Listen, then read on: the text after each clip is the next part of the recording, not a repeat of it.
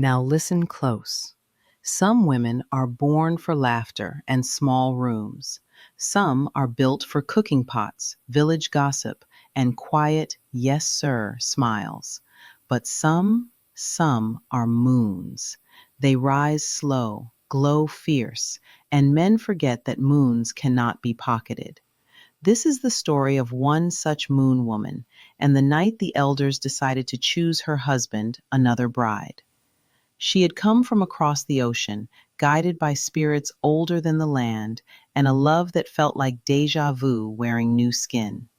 The man she married was handsome in that Ghana way, shoulders shaped by labor, face carved with kingship he had not yet earned, eyes like rain clouds still learning how to pour. He loved her the way young men love fire, by warming his hands, not understanding heat requires respect. In the first months he held her close, worshipped her with hungry eyes, let her laughter soften his roughness. But as moons wane and wax, so does passion when not fed with words, tenderness, and truth. He became quiet, hard like a closed gate. His silence built walls higher than any compound fence. She asked for touch, he gave distance. She asked for voice, he gave stubborn throat. She brought him honey, he offered salt. Still, she loved him, not as a girl loves, but as a moon loves, steady, patient, glowing even in shadow. Yet even moons get tired of shining for someone asleep. One Saturday morning, before the dew had even finished dressing the grass, the man said he was traveling to see his junior mother. He packed clothes in silence, drove off without a kiss, and did not return until the moon had carried 2 nights across the sky. When he came back, he had the smell of road and ancestry on him, dust, palm wine thinking, old bloodline dreams. The moon woman watched him without watching. She heard his keys, the shuffle of his feet, the way guilt clung to his breathing, but she said nothing. Only quiet queens know the power of nothing. She cooked her meals, drank her beetroot and ginger, read her books, recorded her affirmations, and let her spirit rest like a python coiled in holy patience. He waited for storm. She gave him silence. That unnerved him more. Meanwhile, far from the city, in a village where palm trees whisper gossip better than radios, elders sat beneath the shade of tradition. The man's father spoke first. Our son has married a woman of the moon. Beautiful, yes, but she shines too much. A man cannot sleep in full moonlight forever. The junior mother nodded, the woman who birthed him but never raised him, a stranger who carried his blood like unanswered letters. She said, he needs balance. A second wife will keep his home warm while the moon travels. Grandfather stroked his beard, the color of old wisdom. Find him a village girl, respectful, fertile, obedient. Let the moon woman keep her shine. Let the homestead keep a daughter who listens. Names were whispered like secrets between cola nuts. Girls evaluated like crops. Dowry sums discussed like market price of plantain. Not wickedness, tradition. Not betrayal, expectation.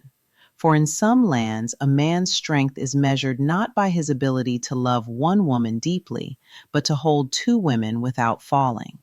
They toasted palm wine to the idea, plans planted like seeds under loamy gossip. All the while, the moon woman's ancestors heard every syllable. Igungun crossed arms. Snakes uncoiled in the realm behind the realm.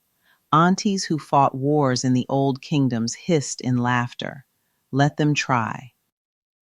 The man returned home with tangled thoughts. He felt stretched, village duty in one hand, moon wife in the other. Because even a quiet man has storms inside.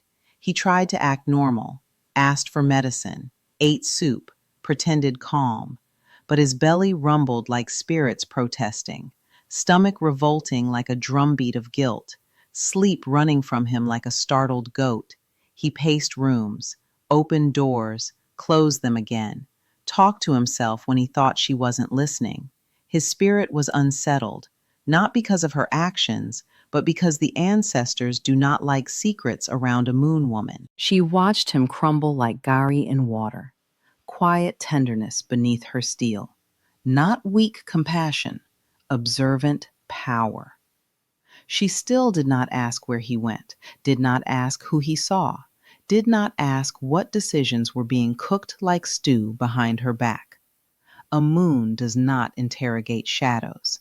She simply shines until truth reveals itself. On the third day, she gathered his clothes, not out of rage, but ritual. She folded shirts neatly, placed cologne and trousers into black bags, set them outside on chairs like offerings to accountability. Not exile, mirroring.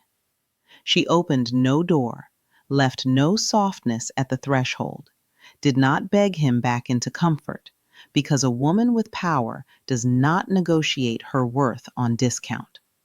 She slept with her door locked, just as her heart clicked into new alignment. Not broken, repositioned. That night, the ancestors gathered around her like white-clothed choir. One spirit whispered, "If they plan a bride in secret, let them also plan their consequences." Another hummed, "A moon cannot be replaced, only accompanied, if she allows it." And the eldest grandmother spoke into her bones, "Child, if they bring him a girl, let her be a lesson, not your loss. For a second wife cannot diminish the first moon. She only reflects what the man fails to rise to." The moon woman slept peacefully, while her light traveled beyond walls, beyond gossip, beyond village fire.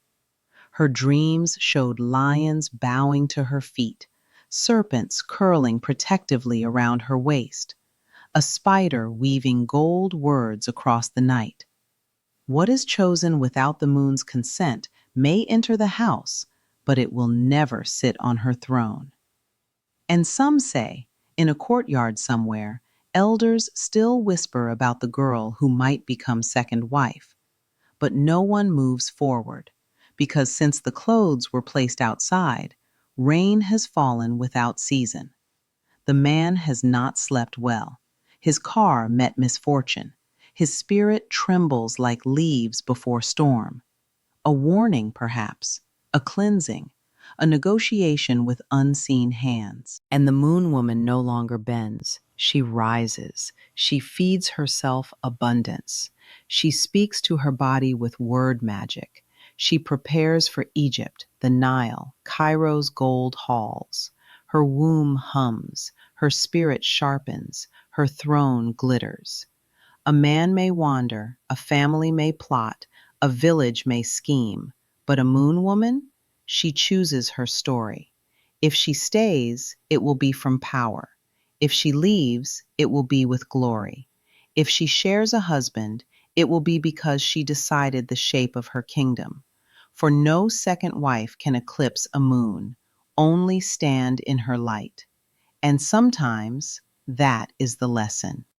If you ever see her walking under night sky now, chin high, locks gleaming like comet tails, know this: she is no longer waiting to be chosen. She chooses path, lover, future, and the world shifts to meet her. Because a woman who knows her value does not fear replacement. She is the standard, and there is no throne without her.